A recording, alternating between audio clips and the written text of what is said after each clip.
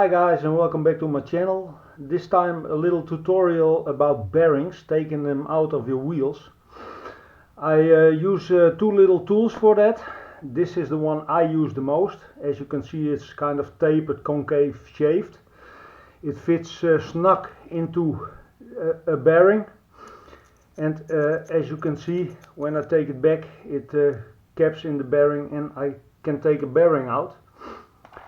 Just for purpose that you can do it yourself, this is what you can also use.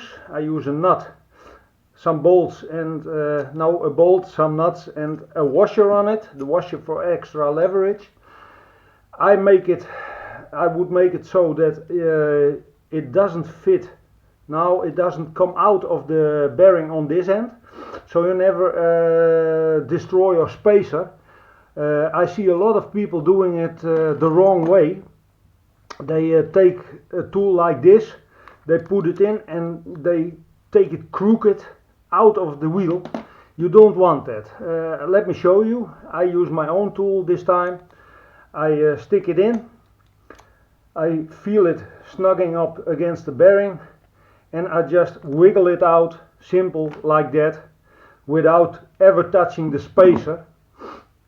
The other one I usually push out with my finger, but for this purpose I install it again. Easily installed. Just press it in the wheel and push it, and when it's in, it's in.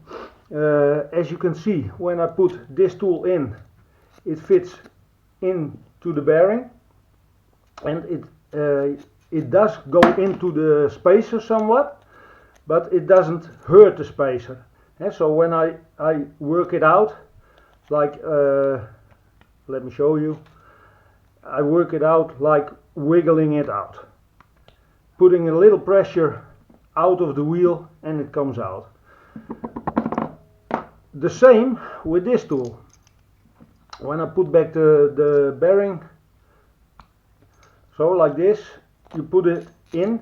This is the same diameter of the hole in the bearing. I think it's 8 mm, and I put it in. It also doesn't come out of the other side of the bearing, so it doesn't touch the spacer. You just put it in.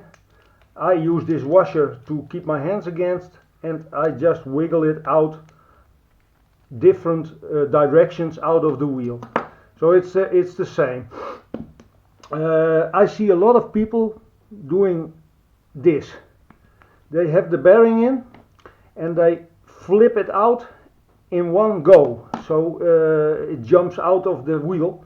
But what you do is you make the diameter, you can see it like this.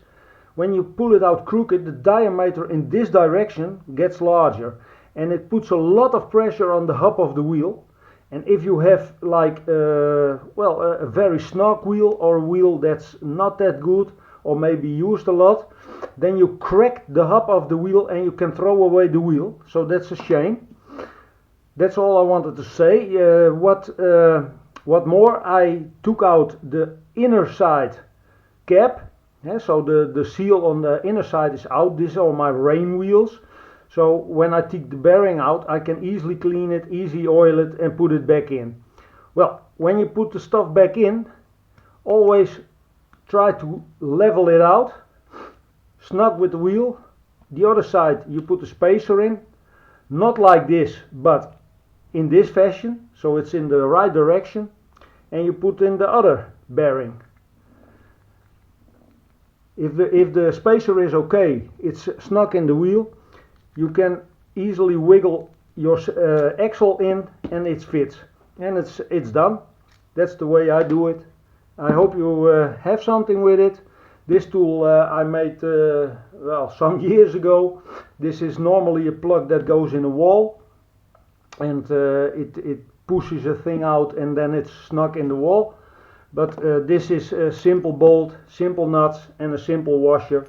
And yeah, it works, and it doesn't destroy your bearings, it doesn't destroy your spacer. And when your spacer gets damaged, you also damage your axle, and the wheel, the turning of the wheel like so isn't any good anymore. So that's not what you want. Well, I hope you found this helpful, and thank you for watching, and maybe till the next time. Bye bye.